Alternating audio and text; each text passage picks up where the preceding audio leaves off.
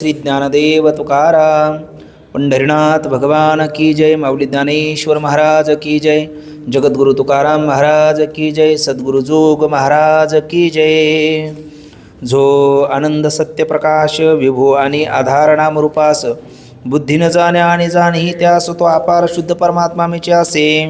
माझे अपार स्वरूप समुद्रावरती जणू तरंग ब्रह्मा विष्णू महेश गणपती सूर्यचंद्र वरुण यम मिरविती देवी कुबेर हे तैसेची। जो सर्वज्ञ आणि दया घन मुनी हृदय ज्याचे करती ध्यान त्याचे बुद्धी उपाधी करून मिथ्या भान मजची माझी होत असे। ज्याच्या ज्ञाने भाषे जगत जसा दोरीवरी सर्प दिसत परी दोई ठाईना सर्प जगत ते स्वतंत्र आणि स्वयंब्रह्म मीचे असे। पुण्यपुरुषी सदैव निष्काम बोधप्राप्ती कारणे भजावा राम तो मीचे आहे आत्मा आप्तकाम तरी नमन कोणा करावे म्या। सुखम नित्यम स्वप्रकाशम व्यापकम नाम रूपयोः अधिष्ठानं बुद्धिबोध्यं बुद्धिर्दृग्यत्व निर्मलम् अपारं सर्ववेदांत विद्यं प्रत्यक्परं महः तदेवाहं न मत्तुन्यदितिमे निश्चिता मतिः। जयांचे केले स्मरण होय सकळ विद्यांचे अधिकरण तेची वंदू श्रीचरण श्री गुरूंचे ते नमस्कारो नियाता। विचारसागर तरंग 6वा परिच्छेद 51 क्रमांकाचा विद्वानाची प्रवृत्ती आणि निवृत्ती ही प्रारब्धाधीन आहे। विचारसागर तरंग 6वा परिच्छेद 51 क्रमांकाचा विद्वानाची प्रवृत्ती आणि निवृत्ती ही प्रारब्धाधीन आहे असा विषय क्रमप्राप्त ग्रंथकार सांगतात। तर या 6व्या तरंगामध्ये जे 28 क्रमांकाच्या परिच्छेदामध्ये तर्कदृष्टी नावाच्या साधकाने सद्गुरूला जे 3 प्रश्न विचारलेले आहेत, मी कोण, जगताचा कर्ता कोण आणि मुक्तीला हेतू कोण, त्यातल्या मी कोण या प्रश्नाचं उत्तर 29 ते 41 म्हणजेच 12 परिच्छेदामध्ये दिलं आणि जगताचा कर्ता कोण या प्रश्नाचं उत्तर 42 ते 44 अशा 3 परिच्छेदामध्ये दिलं आणि मुक्तीला हेतू कोण या प्रश्नाचं उत्तर 45 ते 50 नव्हे तर पुढे साधारण या 56 क्रमांकाच्या परिच्छेदामध्ये उत्तर आलेलं आहे। त्यामुळे मी कोण या आपलं मुक्तीला हेतू कोण याही प्रश्नाचं उत्तर 12 परिच्छेदामध्ये दिलं। म्हणजे 12 परिच्छेदामध्ये पहिल्या प्रश्नाचं उत्तर आणि 12 परिच्छेदामध्ये शेवटच्या प्रश्नाचं उत्तर, मधल्या प्रश्नाचं उत्तर मात्र 3 परिच्छेदामध्ये दिलेलं आहे। तर त्यातल्या मुक्तीला हेतू कोण या प्रश्नाचं उत्तर आपलं चालू आहे, त्यातला काही विषय आपण पाहिलेला आहे आणि काही विषय आपण पुढे पाहणार आहोत। त्यामध्ये 45 क्रमांकाच्या परिच्छेदापासून हा विषय चालू झालेला आहे। त्यातल्या 45 क्रमांकाच्या परिच्छेदामध्ये मुक्तीला हेतू कर्म किंवा उपासना नसून मुक्तीला हेतू ज्ञानच आहे। का? कारण बंध आध्यस्थ असल्यामुळे आध्यस्थ पदार्थाची निवृत्ती अधिष्ठान ज्ञानाने होते। जसा आध्यस्थ असणारा सर्प हा अधिष्ठान रज्जू ज्ञानानेच निवृत्त होतो, कारण जे ज्याच्या आज्ञाने भासतं ते त्याच्या ज्ञानाने निवृत्त होतं। तसं बंध आध्यस्थ असल्यामुळे आणि आत्म्याच्या अज्ञानामुळे तो प्रतीला आल्यामुळे आत्मज्ञानानेच तो निवृत्त होईल, दुसरा त्याला पर्याय नाही। वाचुनी ज्ञानविने एके आणि उपाय करी शुचितिके ती गुंफेशी अधिकी रुखी ये असा सिद्धांत प्रतिपादन केला। मग 46 क्रमांकाच्या परिच्छेदामध्ये मोक्षाचं साधन कर्म का होऊ शकत नाही, कारण नाही प्रतिज्ञा मात्रेने वस्तुसिद्धी किंतु लक्षणाप्रमाणाभ्याम वस्तुसिद्धी नाही म्हणून चालत नाही। का नाही हे सिद्ध करावं लागतं। तर कर्म हे मोक्षाचं साधन का होऊ शकत नाही, तर कर्मकर्त्याला कर्मापासून उत्पत्ती, नाश, प्राप्ती, विकार आणि संस्कार अशी 5 फलं प्राप्त होतात आणि या 5ही फलाची उपयोगिता मोक्षरूपी साधकाला नाही, म्हणून कर्म हे मोक्षाचं साधन होऊ शकत नाही। आणि उपासनासुद्धा मानसिक कर्म असल्यामुळे त्याचं काही वेगळं खंडन करण्याची आवश्यकता नाही असा विषय आपण 46 क्रमांकाच्या परिच्छेदामध्ये बघितला। आणि प्राचीन वृत्तिकाराच्या मते क्रमसमुच्चय घेण्यापेक्षा समसमुच्चय स्वीकारायला काय हरकत नाही असं पूर्व पक्षाचं मत 47 क्रमांकाच्या परिच्छेदामध्ये प्रतिपादन करत असताना सदृष्टांत प्राचीन वृत्तिकाराच्या मते समसमुच्चयवादाचं मंडन करत असताना पक्षाच्या पंखाचा, रामेश्वर सेतुदर्शनाचा, वृक्षाच्या जलसिंचनाचा आणि वेद पाठक बटू ब्राह्मणाचा अशा 4 दृष्टांताने समसमुच्चयवादाचं एक प्रकारचं मंडन केलं। म्हणजे पूर्ण पूर्व पक्षाचाच तो परिच्छेद आहे असं आपण बोललो। आणि मग 48 क्रमांकाच्या परिच्छेदामध्ये समसमुच्चयवादाचं खंडन करत असताना या दृष्टांताचं खंडन नाही तर अगोदर तिथे कर्माचा अधिकारी कोण आहे आणि कोण नाही हा विषय सांगितला। 48 क्रमांकाचा परिच्छेद म्हणजे कर्माधिकारी कोण आहे हे सांगणार आहे आणि कोण नाही असंही सांगतो. तर कर्माचा अधिकारी कोण आहे? आत्म्याला देहाहून भिन्न जाणतो आणि कर्ता भोक्ता मानतो तो कर्माचा अधिकारी आहे. आता चार्वाक नास्तिक दर्शनकार हा कर्माचा अधिकारी नाही. का नाही? तर तो देहाहून आत्मा भिन्न जाणत नाही, भलेही कर्ता भोक्ता मानत असला तरी. आणि वरकड कोठे काही एक आहे एक नाही असं चालत नाही. लक्षणामध्ये दोन्ही अंश पाहिजे. देहाहून आत्मा भिन्न जाणलाही पाहिजे आणि कर्ता भोक्ता मानलाही पाहिजे. चार्वाक कर्ता भोक्ता जरी मानत असला तर देहाहून आत्मा भिन्न जाणत नाही, म्हणून तो कर्माचा अधिकारी नाही. आणि वेदांती का नाही? तर म्हटले तो देहाहून आत्मा भिन्न जाणतो पण कर्ता भोक्ता मानत नाही.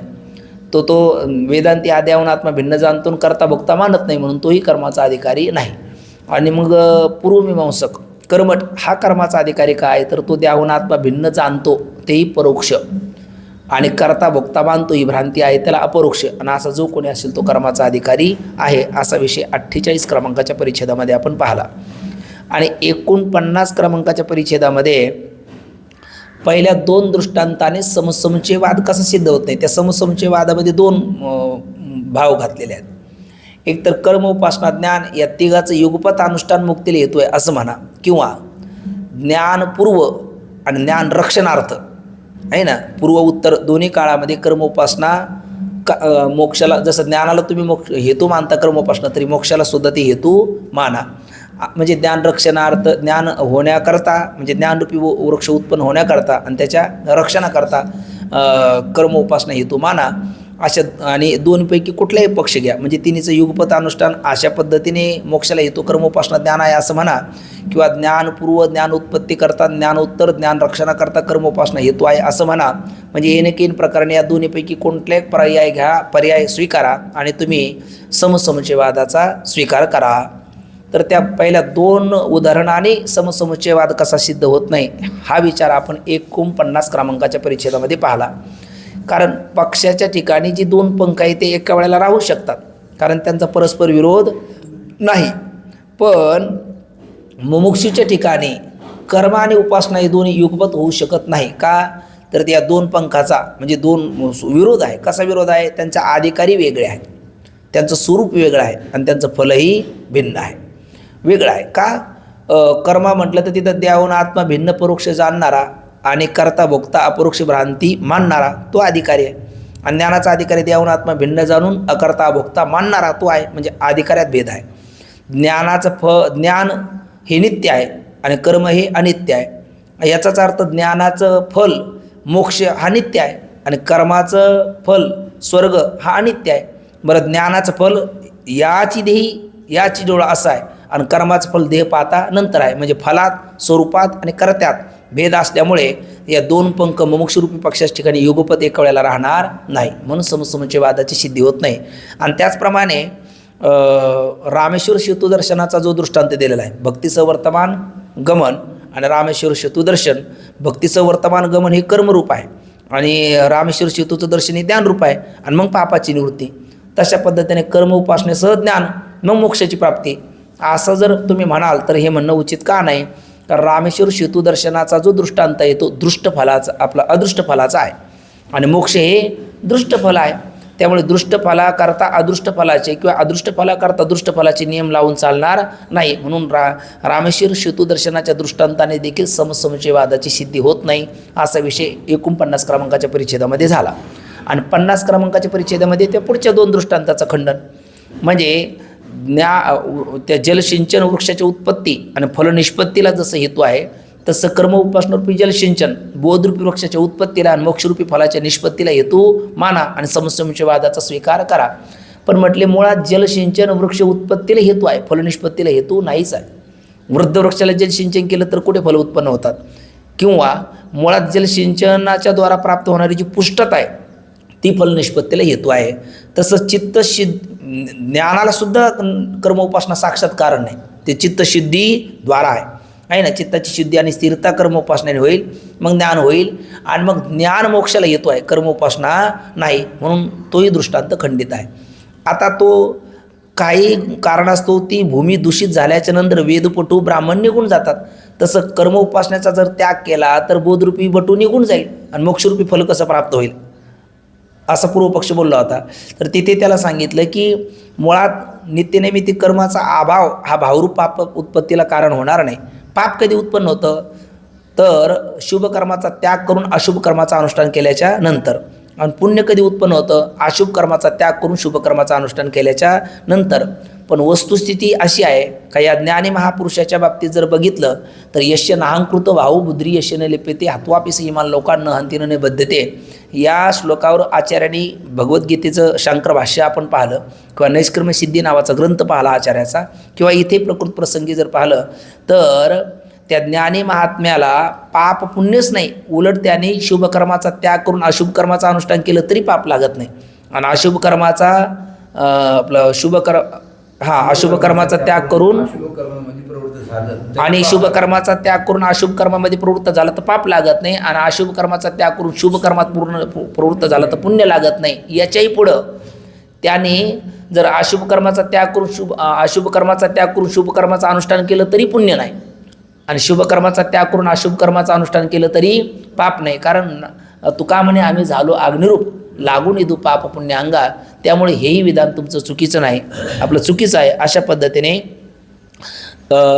क्रमसमुच्चयवाद आम्हाला स्वीकार आहे. म्हणजे आम्ही कर्म उपासनेचं खंडन करतो म्हणजे आम्हाला कर्म उपासना मान्य नाही असा त्याचा अर्थ नाही. पण समसमुच्चयवाद जो प्राचीन वृत्तिकाराच्या मते आपण सांगता तो मात्र आम्हाला मान्य नाही. अशा पद्धतीने हा सगळा विचार झाल्याच्या नंतर आता या 49 क्रमांकाच्या परिच्छेदामध्ये आता तुम्ही काय पुन्हा तिने तिसरा प्रकार काय म्हटला होता तो तुम्ही विद्वान महापुरुष देखील ज्ञानी महात्मेसुद्धा ज्ञानोत्तर जीवनामध्ये सुद्धा कर्म उपासना करताना दिसतात. विद्वान मनुष्यसुद्धा हे 51 क्रमांकाच्या परिच्छेदामध्ये हे सुद्धा समसमुच्चयवादाचं खंडनच चालू आहे अद्यापसुद्धा. पूर्वपक्षाचं मंडन एकाच परिच्छेदामध्ये झालं पण त्याचं खंडन मात्र 2 परिच्छेद झाले, 4 दृष्टांताचं खंडन झालं. आणि आता तिसऱ्या परिच्छेदामध्ये विद्वान माणसंसुद्धा काय करतात, ज्ञानी महात्मेसुद्धा ज्ञानोत्तर जीवनामध्ये कर्मोपासना करताना दिसतात. म्हणून ज्ञानोत्तरसुद्धा त्यांनी कर्मोपासना केली पाहिजे असा पूर्वपक्ष बोलला होता ना. तर त्या मुद्द्याचं आता हे खंडन आहे 51 क्रमांकाच्या परिच्छेदामध्ये. तर विद्वानाची प्रवृत्ती आणि निवृत्ती ही त्याच्या इच्छाधीन नाही, सत्यत्व भ्रांतीमुळे नाही, प्रारब्धाधीन आहे. याचाच अर्थ काय झाला, विद्वान महापुरुष जर कर्म उपासनेमध्ये प्रवृत्त झाले तर ते कर्तृत्व बुद्धीने प्रवृत्त होतात का? उत्तराही नाही. सत्यत्व बुद्धीने प्रवृत्त होतात काय? उत्तराही नाही. त्याला काहीतरी ऐहिक पारत्रिक भोग फल पाहिजे आहे त्या बुद्धीने प्रवृत्त होतात का? नाही. मग त्यांची प्रवृत्ती कशी नाही? प्रारब्धाने आहे. विद्वानाची प्रवृत्ती प्रारब्धाने आहे आणि अज्ञानाची प्रवृत्ती कशाने असते? मग कर्तृत्व बुद्धीने असते, सत्यत्व भ्रांतीने असते, काहीतरी सकामतेने प्रवृत्ती असते. पण तशी प्रवृत्ती मात्र विद्वानाची नाही. आता हा प्रारब्ध असा शब्द आहे की बऱ्याच वेळेला याच्याबद्दल मनुष्याला बऱ्याच वेळेला संदेह निर्माण होतात. त्याच्यामध्ये आपण एकदा मागे थोडासा विचार केला. काही ऐकांतिक प्रारब्धवादी असतात, काही ऐकांतिक प्रयत्नवादी असतात. तर ऐकांतिक प्रारब्धवाद हाही चुकीचाच आहे आणि ऐकांतिक प्रयत्नवाद हाही चुकीचाच आहे. तर ऐकांतिक प्रारब्धवाद म्हणजे काय आणि ऐकांतिक प्रयत्नवाद म्हणजे काय याच्याबद्दल आपण मागे थोडासा विचार केलेला आहे. ऐकांतिक प्रारब्धवाद म्हणजे काय? जे काय होतं ते प्रारब्धाने होतं, जे काय होतं ते प्रारब्धाने होतं. मग एखाद्याला विचारलं तुम्ही आज जेवण कशामुळे केलं किंवा अमुक कर्म कशामुळे केलं, नाही म्हणले त्याची जुळाजुळसुद्धा आतून प्रारब्धानेच केली. म्हणजे ऐकांतिक प्रारब्धवादी त्याच्या जीवनामध्ये काही प्रयत्न दिसत असेल, काही कृती दिसत असेल तर ते म्हणतात ऐकांतिक प्रारब्ध हे माझं भोगाचं होतं म्हणून त्या भोगण्याकरता जे केलेला व्यवहार किंवा कर्माचरण आहे त्याचीसुद्धा जुळाजुळ आतून कोणी केली? या प्रारब्धानेच केली. याला म्हणायचं ऐकांतिक प्रारब्धवादी. जे काय होतं ते प्रारब्धाने होतं. आणि ऐकांतिक प्रयत्नवादी काय म्हणतात? ते म्हणतात जे काय होतं ते प्रयत्नाने होतं, जे काही होतं ते प्रयत्नाने होतं. कसं? मग ते म्हणतात आज जर तुम्ही त्याला ज्याला प्रारब्ध नाव देता तो सुद्धा एक काळचा काय होता? प्रयत्नच होता. म्हणजे एक काळच्या प्रयत्नालाच तुम्ही आज जर प्रारब्ध नाव देत असेल तर तो प्रारब्धसुद्धा आजच्या प्रयत्नाने बदलू शकतं. म्हणजे हा ऐकांतिक प्रयत्नवाद आहे. मग ऐकांतिक प्रारब्धवाद उचित आहे का ऐकांतिक प्रयत्नवाद उचित आहे? ज्याच्या त्याच्या अनुभवानुसार शास्त्र रहस्य जर कळालं नाही आणि स्वबुद्धीने ते कळतही नाही, स्वयंबुद्धीच्या बाहेर रिगाले त्याची शुद्धीचे नाही, एक जाणवेचे रोही गर्वेचे गिळले. मग ते परस्पराबद्दल वादविवाद करतात, भांडणतंटा करतात आणि दोघंही असमाधानी होऊन दोघांचाही अगदी ते विकोपाला सुद्धा कधी कधी वाद जातो. आपण त्यावेळेला उदाहरण बघितलं होतं की आमचे 2 गुरुबंधू, ते दोघाचा कलह चालला, कारण एकाच्या जीवनात सगळ्या गोष्टी प्रयत्नाने त्याने अर्जित केल्या होत्या आणि दुसऱ्याला प्रारब्धाने लाभल्या होत्या, आणि इतका त्यांचा कलह चालला की रात्रीचे 1 वाजता एकमेकाच्या उरावरती बसायला लागले, इतकं त्यांचं भांडण विकोपाला गेलं. आणि एक त्या सूर्यवंशी मामा साखरे महाराजांची शिष्य फौजदार होते, फौजी, पण ते नंतर या चिंतानं तरंगलेत. तर ते एक त्यांचा पुतण्या आहे आणि एक जण त्यांचा तिथे राहणारा विद्यार्थी आहे, हे म्हणजे एक शिष्य आहे, आणि त्या दोघांचंच विकोपाला भांडण लागेल. तर ते पुतण्या त्याला बऱ्याच गोष्टी त्या प्रारब्धाने लाभल्या होत्या, आणि तो जो शिष्य म्हणून होता त्याला बऱ्याच गोष्टी त्यांनी प्रयत्नानेच अर्जित केल्या होत्या. त्यामुळे ते स्वानुभवाने ते बोलायला लागले, ते काही माघार घेणं. बरं, ते मामा सोडायला गेले, त्यांचंही ऐकेना. मग ते आपले कैलास महाराज खंडागळे आहेत ना, त्यांना बोलवलं त्यांनी, रात्री जवळच होते राहायला, आणि योगायोगाने तो परिच्छेद विचारसागरातला त्यांचा झाला होता, कोणत्या बाबतीत प्रयत्न श्रेष्ठ, कोणत्या बाबतीत प्रारब्ध श्रेष्ठ. आणि मग ते रात्री जाऊन त्यांनी त्यांचं सगळं ऐकून घेतलं, सांगितलं. उद्धव महाराज सांगतात ते 100% बरोबर आहे, आणि दीपक महाराजचं मात्र तिळ मात्र चुकीचं नाही. त्या 2 वाक्याने समाधान लाभलं. पण ते म्हणले आमचं दोघांचंही खरं. म्हटले हो, म्हणले दोघांचं खरं आहे म्हणून खरं म्हटलं. म्हणले कसं, 2 सत्य कसे? तर त्यांनी सांगितलं प्रयत्नवाद आणि प्रारब्धवाद हे दोन्ही आपापल्या जागेमध्ये श्रेष्ठ आहे. भोगांकुर असेल त्या बाबतीमध्ये मात्र प्रारब्धवाद श्रेष्ठ आहे, आणि वासनांकुर असेल त्यामध्ये मात्र प्रयत्नवाद श्रेष्ठ आहे. आणि मग त्या दोघांचंही समाधान झालं, तंटा मिटलं, आणि दोघंही निवांत झोपले. म्हणजे आपण एखादं कर्म घडून गेलेलं आहे आणि ते आता मी भोगणार नाही असं म्हणलं तर मग कृतप्रणाश नावाचा दोष येईल ना, ते भोगूनच संपावं लागतं. मग तिथल्या बाबतीत काय श्रेष्ठ आहे? प्रारब्ध श्रेष्ठ आहे. आणि आता आपल्या अंतकरणात काही वासना आहे, काही सद्वासना आहे, काही असद्वासना आहे. मग त्या असद्वासना प्रयत्नाने आपण कमी करू शकतो, आणि सद्वासना प्रयत्नाने वाढू शकतो. तिथे प्रयत्नवाद काय श्रेष्ठ आहे. मग प्रारब्धवाद श्रेष्ठ का प्रयत्नवाद श्रेष्ठ? ज्या त्या ठिकाणी जी ती वाद काय आहेत श्रेष्ठ आहे. पण तूर्त इथे, आणि हा विचारसुद्धा कोणाच्या बाबतीत आहे? अज्ञानाच्या बाबतीत आहे. ज्ञानाच्या बाबतीत जर पाहिलं तर तिथे ऐकांतिक प्रारब्धवादच म्हणावा लागतो, कारण जे काही घडतं ते प्रारब्धानेच घडतं. कारण देहालाच तो मी म्हणत नाही, त्याच्या दृष्टीने जीवनमुक्ती आणि विदेहमुक्तीसुद्धा ते देहच नाही तर काय विदेहमुक्ती कसली, आणि जीवच नाही तर जीवनमुक्ती कसली. स्वस्वरूपे जीवनमुक्ती विदेहमुक्ती दो वापी न असते. आत्मस्वरूपाच्या ठिकाणी दोन्हीची सिद्धीच नाही. या बोधाला जो पोचलेला महात्मा आहे त्याच्या देह आपल्याला दिसतो का? तो स्वतःला देह मानतो. त्याचा देह आपल्याला दिसतो, तो स्वतःला देह मानत नाही. तो चिदानंद रूप शिवम शिवम नाहम मनुष्यो या बोधात तो आहे.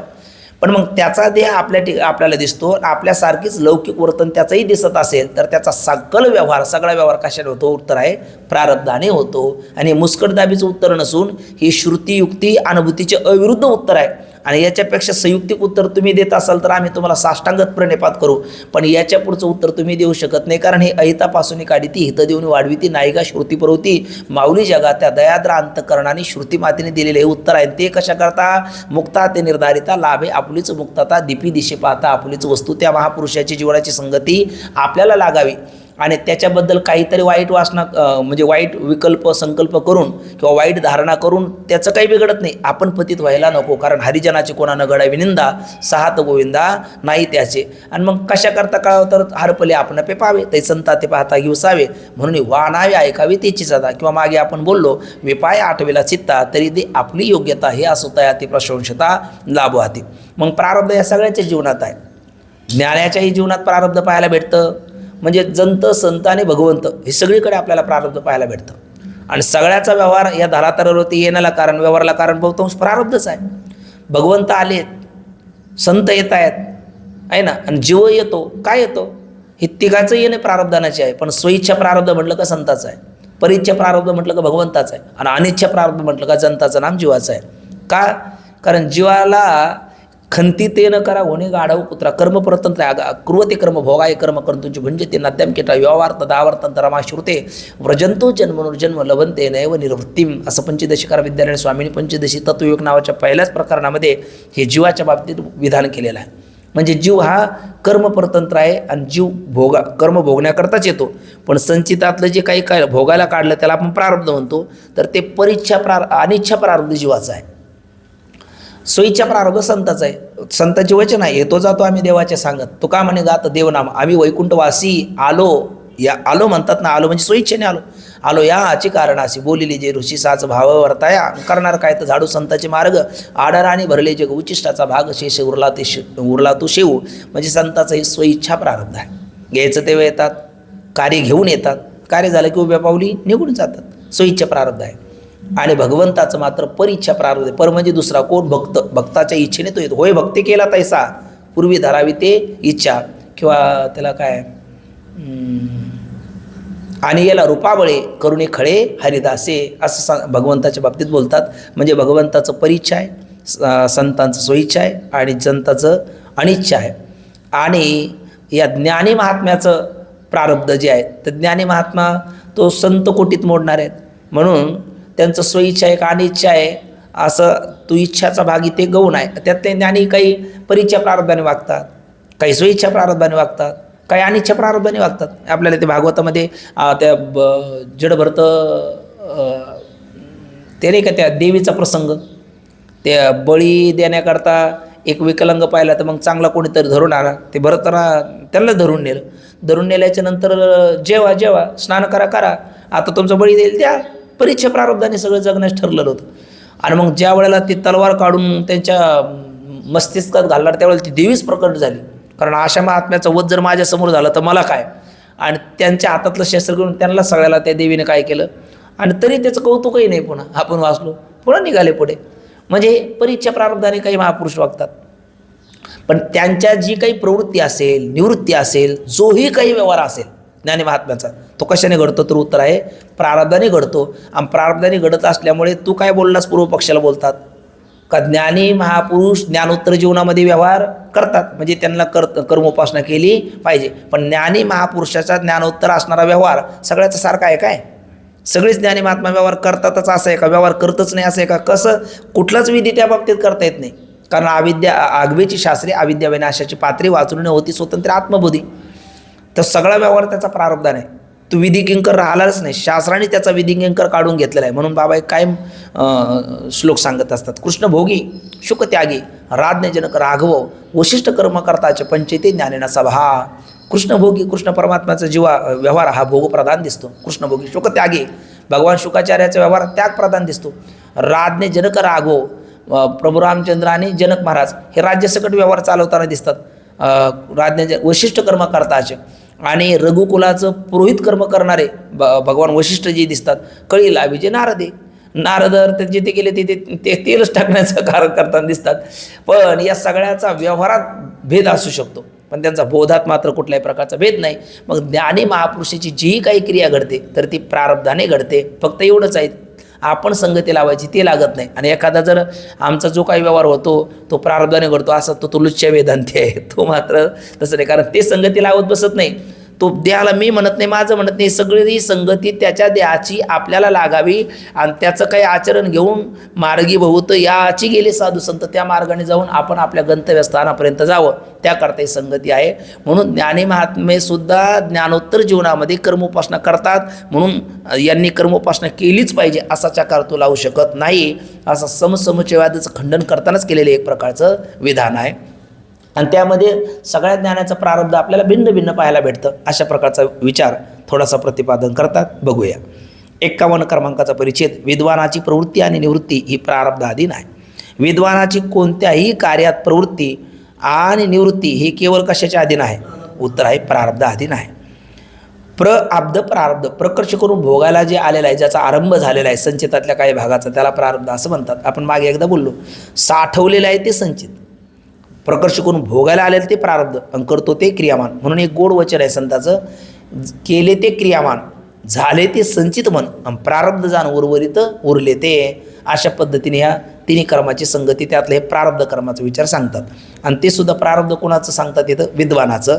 विद्वानाची सकल प्रवृत्ती किंवा निवृत्ती कशामुळे होते? तर प्रारब्धामुळे होते. विद्वानाची कोणत्याही कार्यामध्ये, मग ते लौकिको वैदिको अन्यथावा, लौकिक असेल, वैदिक असेल किंवा अन्यथा असेल, ती सगळी कशाने होती? तर प्रारब्धाने. आता वशिष्ठ महामुर्षींनी ते जे पुरोहित कर्म करणं ते काय वैदिक कर आहे प्रकारचं, आणि जनक महाराज प्रभू रामचंद्र राज्यसकट चालवणं हे लौकिक आहे. आणि पराशरांनी भोगिली काय? दिवी दुर्गंध, हे अन्यथा कर्म आहे. पण ती सगळी प्रवृत्ती कशाच्या अधीन आहे? उत्तर आहे प्रारब्धाधीन आहे. म्हणून म्हणतात विद्वानाची कोणत्याही कार्यात प्रवृत्ती आणि निवृत्ती केवळ प्रारब्धाधीन आहे. प्रारब्ध प्रत्येकाचे विलक्षण आहे. बरं, सगळ्याचंच प्रारब्ध समान असेल असं काही नाही. आत्ताच म्हणून आपण कृष्णभोगी शुकत्यागी राज्ञजनक राघव. म्हणून म्हणतात जनकाप्रमाणे एखाद्याचे प्रारब्ध भोगाचे असेल. यावत आयुष्य राज्यसकट त्यांनी चालवलं. प्रभू रामचंद्राने राज्यसकट चालवलं म्हणून त्यांचं प्रारब्ध हे भोगप्रधान दिसतं. एखाद्याचे शुक वामदेवाप्रमाणे त्यागप्रधान प्रारब्ध असेल. भगवान शुकाचार्य शुक नागवा प्रारब्धी असं म्हटलेलं आहे. शुकाचार्य काय आहेत? प्रारब्धानेच नागवे आहेत. लंगूट होती त्याचा सुद्धा त्याग करून टाकला. मग त्यांच्याकडे काय? त्यांचं त्यागप्रधान प्रारब्ध म्हटलं पाहिजे. वामदेवाचं आईच्या गर्भात आले तिथेच ज्ञान झालं, कृतकृत्य झाले, त्यांचंही त्यागप्रधान प्रारब्ध म्हटलं पाहिजे. शुक वामदेवाप्रमाणे एखाद्याचे त्यागाचे प्रारब्ध असेल. आता ज्याचे प्रारब्ध भोग देण्याचे असेल त्याच्या ठिकाणी प्रारब्ध भोगाची इच्छाही निर्माण करता आतून आणि इच्छित भोग प्राप्त करण्याकरता केलेला प्रयत्न तो सुद्धा त्याने केला नाही. त्या प्रारब्धानेच आतून त्या प्रयत्नाची जुळवाजुळव केलेली आहे. पण कोणाच्या बाबतीत? ज्ञानाच्या बाबतीत. अज्ञानाच्या बाबतीत नाही. अज्ञानाची सत्यत्व भ्रांती असते, कर्तृत्व बुद्धी असते आणि मी या कर्माचा करता येणं अमुक फल मला प्राप्त झालं पाहिजे अशा बुद्धीनं तो प्रवृत्त होतो. म्हणून तिथे प्रारब्ध विचार करता येणार नाही. मग ज्याचे प्रारब्ध भोग देण्याचे असेल त्याच्या ठिकाणी प्रारब्धच भोगाची इच्छा आणि प्रयत्न करविते. नसेल त्याच्या ठिकाणी भोगाची इच्छाही होत नाही, प्रयत्नही घडत नाही. ज्याचे प्रारब्ध भोगाविषयी उदासीन असते म्हणजे भोगाविषयी उदासीन असते म्हणजे भोगाच्या बाबतीत विठ्ठल हे चित्त प्रपंचापासून वमनते म्हणी बैसलेशे. मग त्याला प्रपंचिक भोगाची इच्छा होत नाही. ज्या ज्ञानाचं असं म्हणा, ज्या महापुरुषाचं प्रारब्ध भोगाविषयी उदासीन असते त्यास मग त्याला कशाची इच्छा होते? तर त्याच्या अंतःकरणात जीवनमुक्तीच्या विलक्षण सुखाची इच्छा होते. जीवनमुक्तीचं विलक्षण सुख आपल्याला भोगायला भेटावं अशी इच्छा होते आणि भोगाविषयी मात्र त्याला तिरस्कार येतो. म्हणजे आत्ताच म्हटलं आपण विठ्ठल चित्त प्रपंचापासून संसार तो कोण लेखे आम्हा सखे हरिजन काळ ब्रह्मानंद सरे. अशा पद्धतीने त्या भोगामध्ये आसक्त तो होत नाही तर भोगाचा त्याला तिरस्कार येतो. उलट पक्षी हे भोग जर त्याच्या जवळ आले तर त्याला त्याच्या अंतःकरणामध्ये घृणा निर्माण होते. काय माऊलीची 13वा अध्याय इंद्रिय आरतीशिवाय राग्य मनांकार येवचे जन्ममृत्यूच्या व्याधी दुःख दोषानुदर्शनम. तिथे ओमुनी अशुने आत्ताची गेले. सुरुवात आठवते का? ओमुनी अशुने आत्ताची गेले.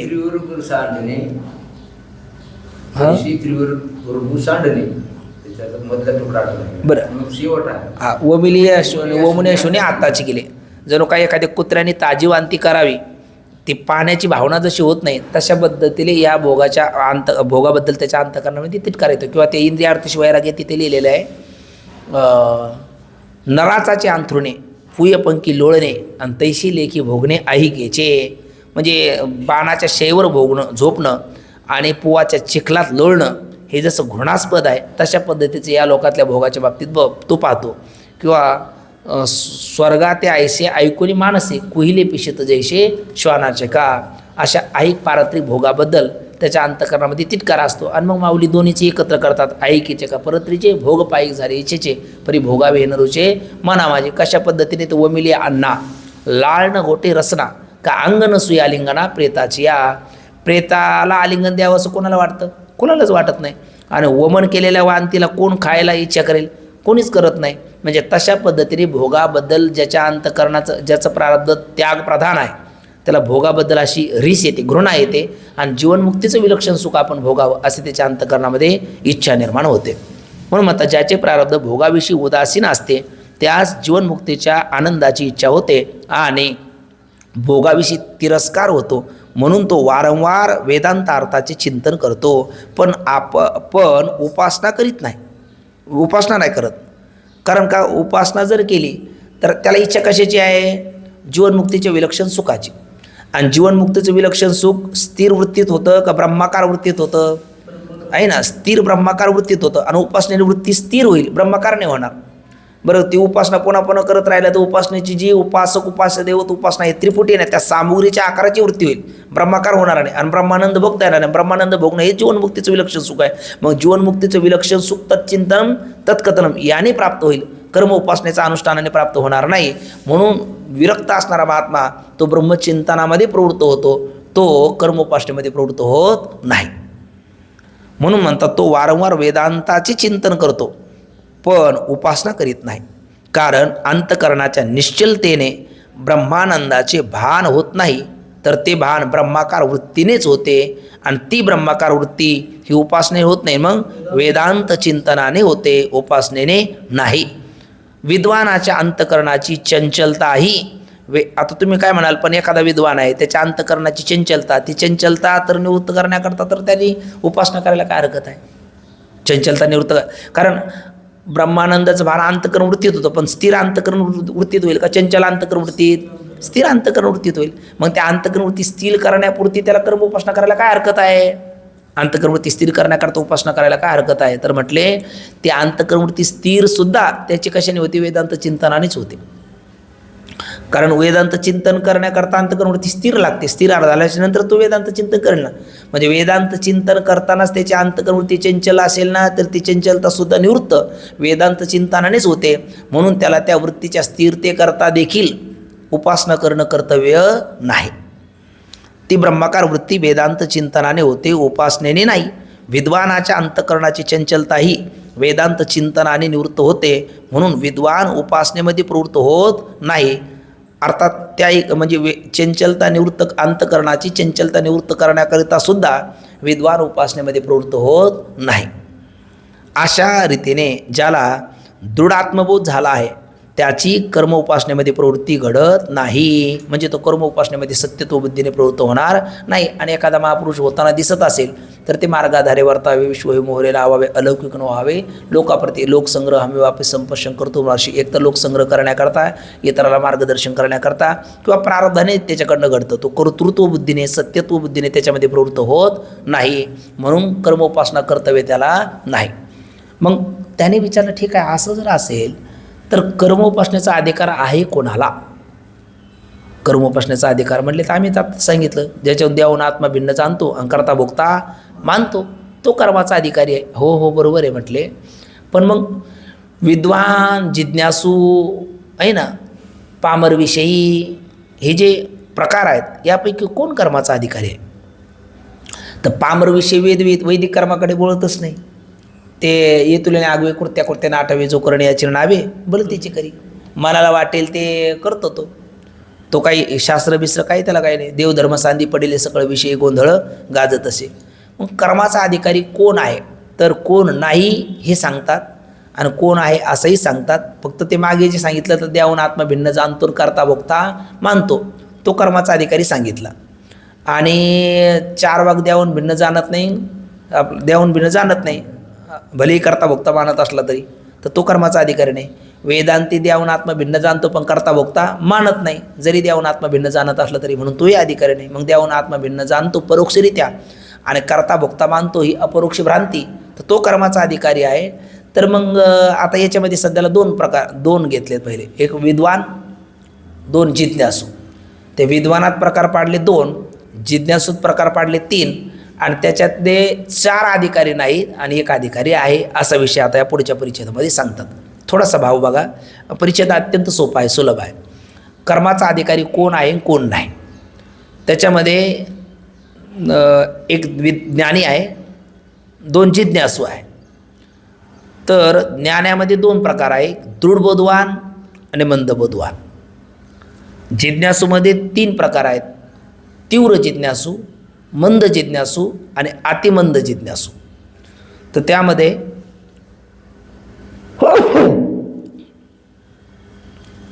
हे दृढबोधवान, मंदबोधवान हे दोघंही कर्माचे अधिकारी नाही. जिज्ञासूमध्ये तीव्र जिज्ञासू आणि मंद जिज्ञासू हेही दोघं कर्म उपासनेचे अधिकारी नाही. जो अतिमंद जिज्ञासू आहे तोही निष्काम कर्माचा अधिकारी आहे, तो शुभ सकाम कर्माचा अधिकारी नाही. आणि शुभ सकाम कर्माचा अधिकारी पुन्हा वेगळा आहे, आणि या कशातच बसत नाही, ते पामरविषयी कोटीतले आहे, त्यांचा तर विचारच इथे नाही. इथे तूर्त विचार कर्माचा अधिकारी कोण आहे कोण नाही याच्यामध्ये 2च घेतलेले आहेत. कोण तर एक मुमुक्षू आणि 2 विद्वान ज्ञानी. तर त्याच्यामध्ये ज्ञानामध्ये 2 प्रकार, दृढबोधवान आणि मंदबोधवान. आता मुळात दृढबोध कशाला म्हणतात आणि मंदबोध कशाला म्हणतात, तर संशय विपर्य रहित जो बोध आहे त्याला दृढबोध म्हणायचं, ज्याच्यामध्ये कुठलाही संशय नाही, कुठलाही विपरीत भावनाही नाही.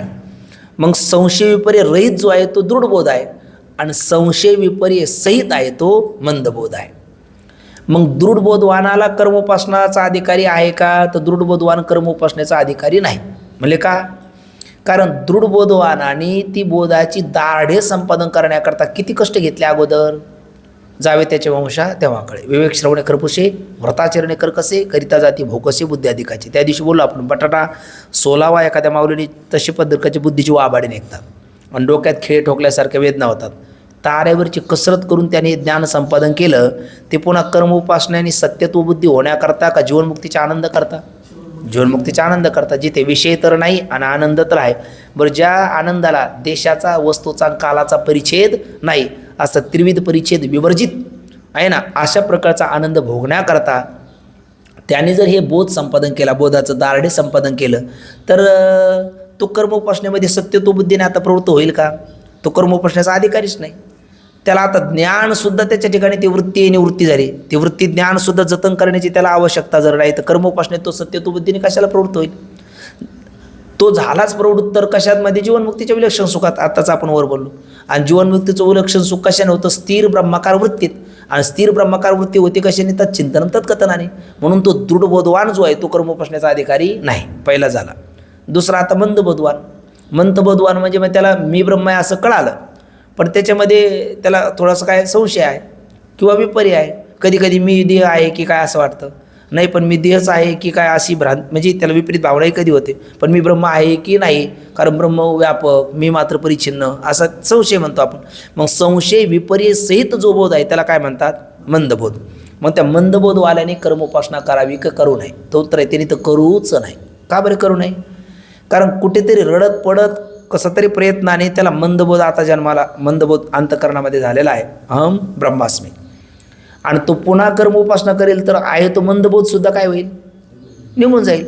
उलट त्या मंदबोधाचं काय झालं पाहिजे? दृढबोधात परिवर्तन झालं पाहिजे. आणि दृढबोध होण्याकरता त्याने मनननिधी ध्यासनादी केलं पाहिजे. म्हणजे प्रमेयगत संशय विपरीत भावना जाऊन त्याचा बोध काय होईल? दृढ होईल. म्हणून त्यालासुद्धा कर्मोपासना करणं कर्तव्य नाही. आता विद्वानाचा विचार संपला, आता राहिला मुमुक्षू. त्या मुमुक्षूत आपण 3 प्रकार म्हटलो, तीव्र, मंद आणि अतिमंद आहे ना, 3 प्रकारचे जिज्ञासू. तर जो तीव्र जिज्ञासू आहे त्याला कर्मोपासनेचा अधिकार नाही, कर्तव्य नाही. तीव्र जिज्ञासूला कर्मोपासनेचं कर्तव्य का नाही? कर्मोपासना कशा करता करायची हो? चित्तशी शुद्ध हे कर्म न तो वस्तू उपलब्ध आहे. कर्म कशा करता करायचं? निष्काम कर्म चित्ताची शुद्धी होण्याकरता. उपासना कशा करता करायची? चित्तातला विक्षेप दोष घालवण्याकरता, स्थिरता प्राप्त करण्याकरता. ती त्याला केली म्हणूनच मुमुक्षू म्हणतो का आहे ना. ते 2 करूनच त्यांनी 2 दोष घालवलेले आहे, साधन चतुष्टय संपन्न झालेले, तो मुमुक्षू आहे ना. मग त्याला कर्म उपासनेचे जे फल आहे ते त्याला पहिलं प्राप्तच आहे. पुन्हा त्याने आधी काही केलं तर आधी काही नवीन काही होईल का? पिष्टपेशन न्याय होईल, तो दळलेलंच पुन्हा दळण्याचा प्रकार तो होईल. त्याच्यामुळे त्याला कर्म उपासनेचा अधिकार नाही.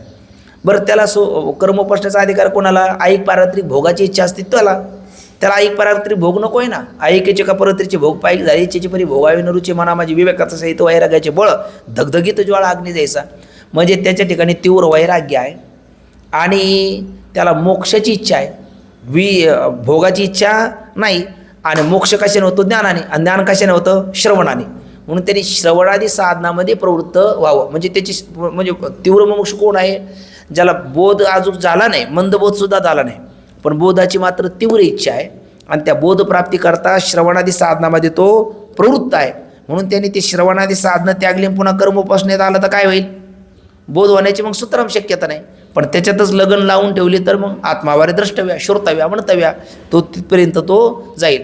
म्हणजे तीव्र मुमुक्षू त्याला म्हणतात जो श्रवणामध्ये प्रवृत्त आहे, भोगाची त्याला इच्छा नाही आणि श्रवणामध्ये प्रवृत्त आहे, ये परलोकातल्या भोगाची इच्छा नाही, मोक्षाची त्याला इच्छा आहे, म्हणून त्यालाही कर्मोपासना कर्तव्य नाही. आता मंदबोध, आपला मंदमुमुक्षू कोणाला म्हणतात? ज्याला बोध व्हावा अशी सामान्य इच्छा आहे, मला ब्रह्म कळावं अशी काय सामान्य इच्छा आहे, आणि ब्रह्म कळावं ही सामान्य इच्छा आहे, आणि भोगामध्ये त्याची विविध भोगामध्ये प्रवृत्ती आहे, विविध भोगामध्ये प्रवृत्त आहे. ब्रह्मज्ञान व्हावं अशी सामान्य इच्छा आहे, आणि श्रवणामध्ये आपाताता प्रवृत्त आहे. आपले वैद्यबा म्हणायचे, आली मनाला तर गेली शेणाला, मोडली पाठी बसली उन्हाला, करायचं म्हणून करायचं. असं झालंच पाहिजे असं काही नाही, पण व्हावं अशी सामान्य इच्छा आहे. श्रवणामध्ये आपातता प्रवृत्त आहे आणि विविध भोगामध्ये त्याची प्रवृत्ती आहे. तर विविध भोगामध्ये जरी प्रवृत्ती असली तरी त्याने आता कर्म उपासनेकडे मागं वळू नये. कारण श्रवणामध्ये आपातता प्रवृत्त आहे ना, ज्ञान व्हावं अशी इच्छा आहे ना, तर तो मंद जिज्ञासू आहे. मग त्याला काय होईल, ते मंद जिज्ञासा आणि विविध भोगाची आसक्ती जरी असली तर त्याला काय होईल, हळूहळू श्रवणाने काय होईल, त्या विषयाचं मिथ्यात्व कळेल आणि त्याची ती इच्छा निघून जाईल. या जन्मात नाही झालं तर पुढच्या जन्मात होईल, पुढच्या जन्मात नाही झालं तर अन्य जन्मात होईल, अन्य जन्मात नाही झालं तर आणखी तो एखाद्या वेळेला त्या कामनेमुळे ब्रह्मलोकाला जाईल, तिथे मुक्त होईल. पण तो कधीतरी श्रवणात लागून राहिला तर मुक्त होण्याची शक्यता आहे, म्हणून तोही कर्म उपासनेचा अधिकारी नाही. मग कर्म उपासनेचा अधिकारी कोणी, अतिमंद जिज्ञासू. अतिमंद जिज्ञासू का म्हणायचं त्याला, तर ज्याला ब्रह्मज्ञान व्हावं अशी सामान्य इच्छा पण नाही, मग त्याला जिज्ञासू म्हणता कसं, असं आपण म्हणाल आहे ना. ब्रह्मज्ञान व्हावं अशी सामान्य इच्छा नाही, किंवा अत्यंत सामान्य कुठेतरी अंतःकरणामध्ये इच्छा आहे ब्रह्मज्ञान होतं असं म्हणा. ब्रह्मज्ञान होण्याची एकदम स्वल्प सामान्य इच्छा आहे, पण ब्रह्मज्ञान होतं कशाने, श्रवणाने. श्रवणात तो प्रवृत्त नाही आणि विषय भोगाची त्याला बलवत्तर प्रवृत्ती आहे आणि ते अप्राप्त विषय प्राप्त करण्याकरता वेळ प्रसंगी निषिद्ध कर्म करण्याला सुद्धा तो मागे पाहणार नाही. मग असा जो आहे म्हणजे म्हणजे ज्ञानाची त्याला अतिसामान्य इच्छा आहे, श्रवणामध्ये प्रवृत्त नाही आणि विषय भोगात बलवत्तर त्याची इच्छा आहे, तर त्याने काय करावं, शुभ आपलं त्याने निष्काम कर्म त्याने करावं. निष्काम कर्माचा अधिकारी तो आहे.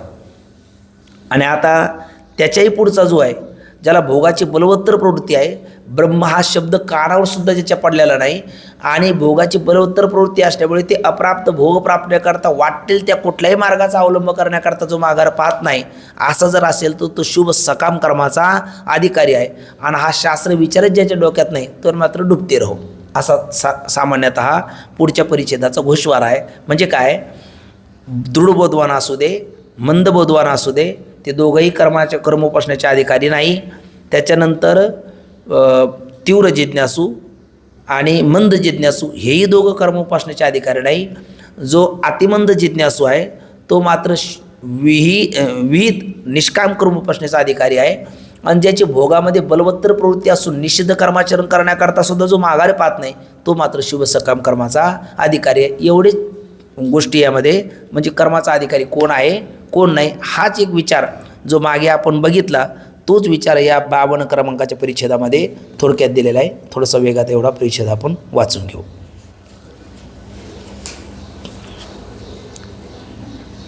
म्हणजे काय म्हणता येईल बघा आपल्याला, 48 क्रमांकाचा परिच्छेद आणि हा 52 क्रमांकाचा परिच्छेद, दोन्हीचा विचारधारा एकच आहे. फक्त तिथे एक ठोकताळे ढोबळमानाने स्पष्टीकरण केलं आणि त्याचा आणखी सूक्ष्मरित्या वार्तिक पद्धतीचं स्पष्टीकरण या 52 क्रमांकाच्या परिच्छेदामध्ये केलेलं आहे. वास्तव अधिकार भेदाने कर्तव्याचा विचार. आता ज्याला मंदबोध आहे त्याने तर कर्मोपासना करूच नाही. आपण बोधामध्ये 2 प्रकार म्हणलो, दृढबोधवान आणि मंदबोधवान. जो संशय विपर्यसहित आहे तो मंदबोधवान, त्याने कर्मोपासना करूच नाही. कारण मंदबोधवानाने कर्मोपासना करायला गेला तर आहे तो बोधसुद्धा राहणार नाही. तो विषय सांगतात बघा. आता ज्यास मंदबोध आहे त्याने कर्म उपासना करूच नये, मनन निध्यासन करावे. कारण ज्यास मंदबोध आहे तो उत्तम जिज्ञासू आहे. मंदबोध झाला त्या अर्थी तो उत्तम जिज्ञासू आहे. आणि त्या उत्तम जिज्ञासूस तर मंदबोधाचं दृढबोधामध्ये पर्यावसन होण्याकरता त्याने मनन निध्यासन केलं का प्रमाणगत प्रमेयगत आणि विपरीत भावना निवृत्त होऊन त्याचा बोध कसा होईल, आता दृढ होईल. म्हणून त्याने मनन निध्यासन करावं, कर्म उपासनेमध्ये प्रवृत्त होऊ नये. म्हणून म्हणतात त्या उत्तम जिज्ञासूस मनन निध्यासना वाचून अन्य कर्तव्यच नाही, चकारात्मक सांगितलं अगदी. असे बरं हे तुम्ही मनाने बोलता, निश्चलदाजी म्हणतात नाही. असं शारीरिकामध्ये सूत्रकार, शारीरिक म्हणजे ब्रह्मसूत्र, आणि त्यामध्ये सूत्रकार कोण, कृष्णद्वैपायन बादरायण व्यासदेव, आणि भाष्यकार म्हटलं तर भगवत पूज्यपाद श्रीमद आद्याचार्य शंकराचार्य. म्हणजे सूत्रकार भाष्यकार या दोघांनी सुद्धा ब्रह्मसूत्रामध्ये कृष्णद्वैपायन बादरायण व्यासदेवाने आणि त्याच्या भाष्यामध्ये भगवत पूज्यपाद श्रीमद आद्याचार्य शंकराचार्य या दोन्ही महापुरुषांनी ज्ञानोबराय ज्यांच्याबद्दल म्हणतात, व्यासांचा मागोवा घेतू, भाष्यकाराती वाट पोसतू, अयोग्य मिन पोतू के जाईन, अशा दोन्ही क्रांतदर्शी ऋतंबरा प्रज्ञा संपन्न महापुरुष जे जगत कल्याणाकरताच या धरातलावरती अवतीर्ण झाले. आणि या ज्ञानमार्गाचा एक प्रकारचा शब्दाच्या द्वारा शब्दातीत असणारा विषय ज्यांनी जगासमोर ठेवलेला आहे साधकासमोर, त्या दोन्ही महापुरुषांनी सांगितलं ज्याला मंदबोध आहे त्याने कर्मोपासना करूच नाही. त्याने मनन निध्यासनादी केलं का तो मंदबोध दृढबोधामध्ये परिवर्तित होईल आणि अपेक्षित फल त्याला प्राप्त होईल. दुसरा तो विद्वान. आता विद्वानास तर मनन निध्यासनाची सुद्धा जरुरी नाही. म्हणजे का हो? कारण मनन निध्यासन जरुरी कारण मनन निध्यासन कशाकरता करावं लागतं? संशय विपर्यय घालवण्याकरता. पण संशय विपर्यय राहित्य हेच तो दृढबोधवान आहे. त्यामुळे त्याला संशय विपर्ययच नाही. हे बघा, श्रवण कधी करायचं पुन्हा पुन्हा? प्रमाणगत संशय असेल तर. मनन कधी करायचं? प्रमेयगत संशय असेल तर. आणि निधिध्यासन कधी करायचं? विपरीत भावना असेल तर त्याला प्रमाणगत संशय नाही म्हणून श्रवणाची गरज नाही, प्रमेयगत संशय नाही मननाची गरज नाही, विपरीत भावना नाही म्हणून निधिध्यासनाची गरज नाही. म्हणून म्हणतात विद्वानास तर मनन निधिध्यासनाची सुद्धा जरुरी नाही. परंतु जरुरी नाही हे खरं आहे, परंतु मनन निधिध्यासनात विद्वान प्रवृत्त होतो. म्हणजे जरुरी नाही प्रवृत्त का होतो? तर ते बोधाच्या दारड्या करता असल्यामुळे त्याला बोध दृढच आहे ना, त्याच्यामुळे त्याची आवश्यकता नाही. पण कशा करता? तर जीवनमुक्तीच्या विलक्षण सुखाकरता म्हणून तो प्रवृत्त होतो ते सांगतात.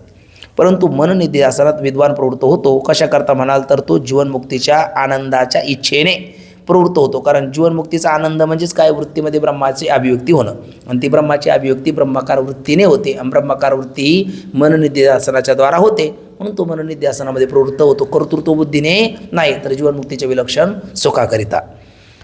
आपलं विधी म्हणून नाही. बघा, विधी म्हणून प्रवृत्त होत नाही. मी विधी म्हणून प्रवृत्त होत नाही म्हणजे काय? त्याचं त्या वाक्याचं स्पष्टीकरण. मी वेदाची आज्ञा पालन केली नाही तर मजला जन्ममरण रूप संसार प्राप्त होईल अशी धारणा कोणाची असते? मुमुक्षूची असते. पण या बुद्धीने जे क्रिया करतो ते कर्तव्य त्याला म्हणतात विधिबुद्धी. तर त्या विद्वानास ती बुद्धीच नाही. मी कर्तव्य केलं नाही तर मला जन्ममरण प्राप्त होईल, तर जन्ममरण माझ्या स्वरूपास ठिकाणी सिद्धीच नाही या बोधावर तो आहे म्हणून विधी म्हणून तो प्रवृत्त होत नाही. केवळ आपल्या इच्छेने, म्हणजे कशाच्या इच्छेने? तर जीवनमुक्तीच्या विलक्षण सुखाच्या इच्छेने मनन निध्यासन हा विद्वान करतो. कोण? दृढबोधवान असणारा महात्मा. म्हणून ते कर्तव्य नाही. या रीतीने दृढबोधवान असो किंवा मंदबोधवान असो या दोघांना सुद्धा कर्मोपासना कर्तव्य नाही.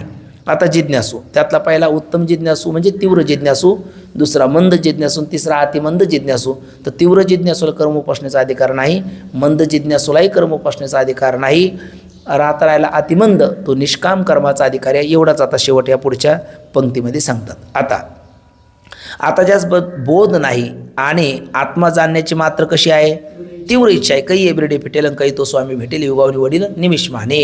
डोळा हरळविरे घाई कोत न जिरे तैशीने विसरी जन्मकाळीचे दुःख. काही एबिरडे फिटेल, कधी माशासारखा तळमळतो तो, याच्यातून कधी मी मुक्त होईल. काही आयशे दायशा येईल माझ्या अंगात चित्त पांडुरंगा झुरत असे काय देय घालू करवती कर्मरी टाकूया भितरी अग्नी माझी. असं त्याच्यात तळमळीचं केलेलं वर्णन आहे. म्हणून म्हणता आता ज्यास बोध नाही आणि आत्मा जाणण्याची मात्र तीव्र इच्छा आहे. देहमवा पातयामी कार्यमवा साधयामी. भोगाची नाही म्हणजे ऐकीचे कपरत्रीचे भोग पायक झाले इच्छेचे परी भोगा वेनरूचे मना माझी अशी त्याची स्थिती आहे. भोगाची इच्छा नाही. त्याच्या अंतकरण कशी आहे? मग शुद्ध आहे. म्हणजे शुद्ध आहे कंस स्थिरही आहे. त्याच्यामुळे कर्मोपासनेचा त्याला काय आता उपयोगिता नाही. ते करूनच तो इथपर्यंत आलेला आहे. म्हणून तो उत्तम जिज्ञासू आहे आणि त्यानेही बोधाकरिता श्रवणाधिकच करावे. का? कारण श्रवणाच्या द्वारा बोध होतो, कर्मोपासनेच्या अनुष्ठानाच्या द्वारा नाही. कर्मोपासना करू नयेत कारण कर्मोपासनेचे फल काय? अंतःकरणाची शुद्धी आणि स्थिरता आहे ना. अंतःकरण शुद्धी आणि निश्चलता हे त्याला प्राप्तच आहे. म्हणून पुन्हा नवीन काही त्याला प्राप्त होणार नाही. म्हणून त्याने आता पुढे जावं, श्रवणादी करावं, म्हणजे बोध त्याला प्राप्त होईल. आता तीव्र जिज्ञासूच झालं. मंद जिज्ञासूचं काय? आता ज्या ज्ञानाची तीव्र इच्छा नाही परंतु सामान्य इच्छेने श्रवणात प्रवृत्त आहे. तीव्र इच्छा ज्ञानाची नाही. ठीक आहे, लोक करतात, आपणही केलं पाहिजे. आळंदीत आलो तर मग काहीतरी करण्यापेक्षा हे केलं पाहिजे. अनेक करतात. आपण आपल्या अंगावर पांढरे वस्त्र आहे, आपण संस्थेत बसलो आणि आपण पाठाला गेलो नाही तर लोक काय म्हणतील, इतर साधक काय म्हणतील म्हणून तो जातो. म्हणजे आता काहीची सहज प्रवृत्ती असते, करायचं म्हणून करायचं. कशा करता काय याचं काही सोयीसुतक फारसं काही नाही त्याला म्हणतात. आता ज्या ज्ञानाची तीव्र इच्छा नाही परंतु सामान्य इच्छेने श्रवणात प्रवृत्त आहे आणि अंतकरणात पुन्हा विविध भोगाची आसक्ती आहे. विधीने सेवन विषय त्यागा ते समान आहे ना. त्याला काय म्हणतो आपण, त्याज्य विषयाचा तो भोग घेत नाही पण विहित विषयाची भोगण्याची त्याच्या अंतःकरणात इच्छा असते. विधीने सेवनविषयी त्यागाती समान. मग त्याला विचारलं तुम्हाला स्वर्ग बघो, मग म्हणती संसारी जन्मीचे यज्ञाती कर्म कीचे, मग स्वर्ग सुख भोगीचे मनोहर. म्हणजे विहित भोगात कष्टार्जित ते घेणार, फुकटचं जे आहे त्याच्यावर त्याची डोळा नाही. म्हणजे विविध भोग आपल्याला प्राप्त व्हावे, निश्चित भोगाची त्याला इच्छा नाही, पण भोगण्याची इच्छा मात्र आहे. फक्त विविध भोग आपल्याला प्राप्त व्हावे. विधी ते पाळीत, निषेधाते गाळीत, मज देऊन जाळीत कर्म फळे. अशा पद्धतीने विविध भोगामध्ये तो आसक्त आहे. त्यास मंद जिज्ञासू म्हणतात. त्यानेही श्रवणच करावे. श्रवण टाकून पुन्हा कर्म उपासनेमध्ये प्रवृत्त होऊ नये. म्हणजे का? कारण त्यास अंतकरणाची शुद्धी आणि निश्चलता. आता त्या विविध भोगात तरी का आसक्ता येतो? कारण ईशत मलविक्षेपाने अंतकरण अजूनही युक्त आहे. पण मग त्याच्याकरता त्याने कर्म उपासनेत प्रवृत्त होऊ नये. कारण श्रवण करणं हे कर्म नाही का? सहस्रदा अंतकरणाने करणं ही उपासना नाही का? मग याच्यातच त्याचं चित्त शुद्ध आणि स्थिरसुद्धा होईल आणि श्रवणाने पुढे त्याला ज्ञानही होईल. म्हणून त्याला वेगळं कर्म उपासना त्यानेही करण्याची आवश्यकता नाही. म्हणून म्हणतात त्यास अंतकरणाची शुद्धी आणि निश्चलतेची अपेक्षा आहे, परंतु ती त्यास कशाने होईल? श्रवणाच्या आवर्तनानेच प्राप्त होऊन या जन्मी किंवा अन्य जन्मी किंवा ब्रह्मलोकात त्यास ज्ञान होईल. आणि श्रवणादी सोडून जर तो मंद जिज्ञासू कर्म उपासनेमध्ये प्रवृत्त होईल तर त्याला काय म्हणावं? आरूढपतीत समजावं. आरूढपतीत म्हणजे बसून खाली पडला त्यालाच, किंवा करम लेडीने आहे असं म्हणतात. हातात आपण बोललो लोणी घेऊन चालला आणि उन्हाने ते पगळलं तोपर्यंत खाल्लं नाही, गळून गेल्याच्या नंतर हात चाटायला लागला. तशा पद्धतीने आता श्रवणात प्रवृत्त झाला तर हे पुढचं श्रेष्ठ साधन प्राप्त झाले. ते सोडून म्हणजे आमदार झाला आणि आमदार सोडून आता सरपंचच्या निवडणुकीला प्रयत्न करायला लागला. हा वेडेपणा आहे. तसा हा श्रवणात प्रवृत्त झाला म्हणजे पुढच्या पदावर आला आहे आणि पुन्हा आता त्याने कर्मोपासनेत प्रवृत्त होणं म्हणजे आरूढ पतित होण्यासारखं आहे. तर त्यामुळे त्यांनी पुन्हा आता माघार जाण्याची आवश्यकता नाही.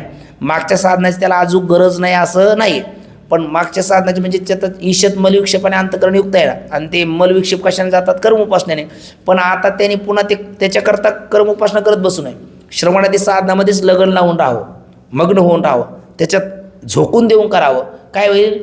सश्रद्धा अंतकरणाने केलेलं श्रवण ही त्याची उपासना आहे आणि श्रवणाकरता येलेलं सश्रद्धा अंतकरणाने जाणं, पाऊल टाकत जाणं हे त्याचं एक प्रकारचं निष्काम कर्म आहे. त्याच्याद्वारा चित्ताची शुद्धी होईल, स्थिरताही होईल, बोधही प्राप्त होईल, पुढे तो मुक्तही होईल. फक्त त्याची तीव्रता जितकी कमी असली तर मग पुढचा जन्म लागेल किंवा आणखी काही जन्म लागतील किंवा ब्रह्मलोकाला जाईल, पण तो मुक्त निश्चित होईल. फक्त श्रवणाचा त्याने त्याग करता कामा नये. कारण श्रवणे कीर्तने झाली ती पावन आणि सनकाधिक जाणं परमभक्त. आणि भगवती ज्ञानेश्वरीमध्ये ठिकठिकाणी या श्रवण भक्तीचा माऊलीने खूप गौरव केला. मनाचा मारू न करिता, इंद्रिया दुःख न देता, येतं मोक्ष आशा ऐता, श्रवणाची माझी आळूमाळू अवधान द्यावे, येतुलीने आनंदाच्या राशीवरी बैसावी, वाप श्रवण इंद्रिया दैवे घातली माळा. असं कितीतरी ठिकाणी माऊली श्रवणाचं कौतुक करतात.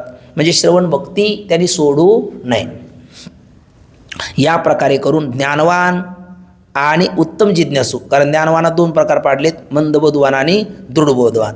आणि जिज्ञासूमध्ये उत्तम जिज्ञासू आणि मंद जिज्ञासू अशा चौघांना सुद्धा, म्हणजे या उभयतास आणि दोनच प्रकार घेतले ते या दोघांना, विद्वान आणि जिज्ञासू. पण विद्वानात दोन प्रकार पाडलेत, मंदबोधवान आणि दृढबोधवान.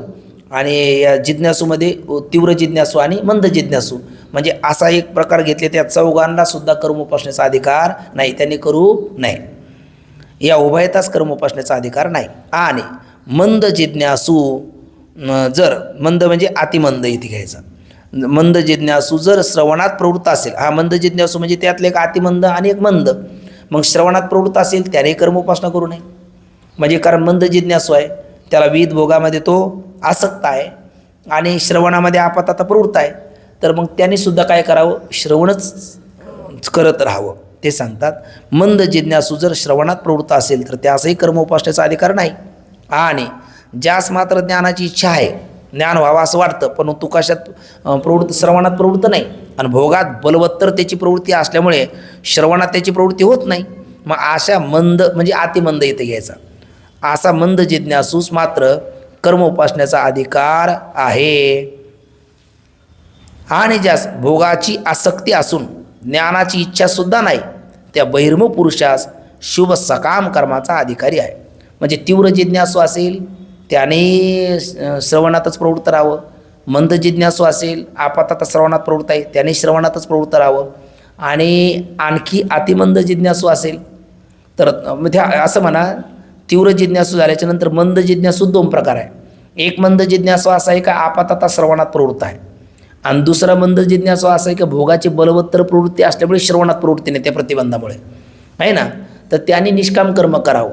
आणि अतिमंद जिज्ञासू जो आहे त्याच्यामध्ये त्याची भोगामध्ये बलवत्तर प्रवृत्ती आहे आणि निषिद्ध भोगामध्ये सुद्धा तो प्रवृत्त होऊ शकतो, तर तो शुभ सकाम कर्माचा अधिकारी आहे. म्हणजे जिज्ञासूमध्ये साधारण 4 प्रकार होतील. मग पुन्हा जो तीव्र जिज्ञासू आहे तर त्याने श्रवणच करावं. मंद जिज्ञासू 2 प्रकार. मंद जिज्ञासू म्हणजे विविध भोगामध्ये आसक्त दोन्ही आहे, पण एक श्रवणामध्ये प्रवृत्त आहे आणि एक श्रवणामध्ये प्रवृत्त नाही.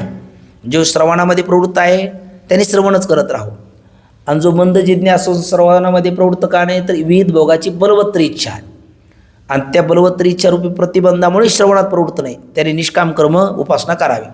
आणि जो भोगाची इतकी ज्याला अतिमंद जिज्ञासू म्हणलो ना, त्या भोगाची अत्यंत बलवत्तर प्रवृत्ती आहे, आणि तो इच्छित अप्राप्त भोग वेळेला प्राप्त जर त्याला झाला नाही तर वाटेल त्या प्रयत्नाने सुद्धा तो भोग अर्जित करण्याकरता, निषिद्ध कर्म करण्याकरता सुद्धा तो माघार घेणार नाही.